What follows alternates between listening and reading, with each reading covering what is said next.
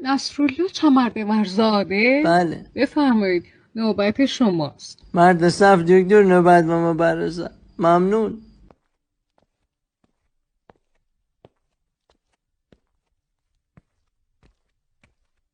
سلام.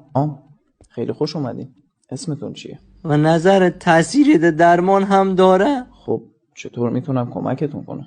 توی دکتری دمه میپرسی؟ مشکلت چیه؟ با من حرف بزن. فکر بچه نارم و یک کرم مردم. شخصیت خودتو چطور توصیف میکنی؟ دلغک غمگین. حس میکم زندگیم فیلم سینمایی یک نقش اولش دقیقه یک مردم. چرا اینقدر کلافه ای؟ حستو بهم بگو. حس میکم نیان ما و قماج.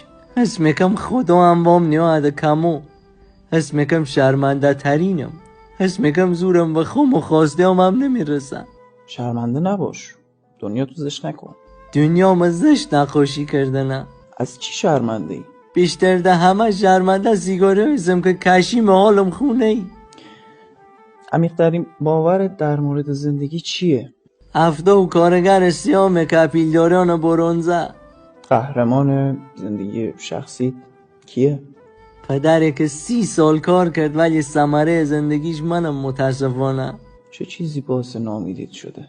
تو چی امیدوار کننده مینی؟ با دوستات برو تفریح، حال و هوا عوض شه. رفیقام نصفشو مردنن، نصفشو هم ده جا خرطوند زندان. به نظرت چی باعث خوشحالیت میشه؟ خوشحالی همه. تا حالا عاشق شدی؟ رابطه احساسی داشتی؟ به چی میخندی؟ با آرزوهایی که هیچ وقت بهشو نرسسم میخندم. اون کسی که دوست داری برگرده به زندگی که حالت خوب شه کیه؟ تنها که ده دستم و دوست دارم برگرده خومم. چند تا از دستاوردهای مهم زندگی تو میتونی بگی؟ وقتی کنی وجودت غم گرفته و یه میخنی که کسی نفهمد دستاورد سوموه. از نظر هوشیاری خودتو تو چه سطحی میبینی؟ حس میکم هم ده اورژانس کد 99 هر ده ماها CPRم میکن. چه کاری از دست من برمیاد؟ هیچ. تو که میدونستی کاری از دست من بر نمیاد چرا اومدی؟ ای دنیا همه چیش پیله. کدم درد دل بکم پیله شبم.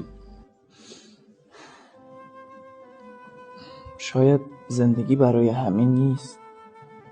دلگیرم و دلتنگم و دل سرد و دل آشوب.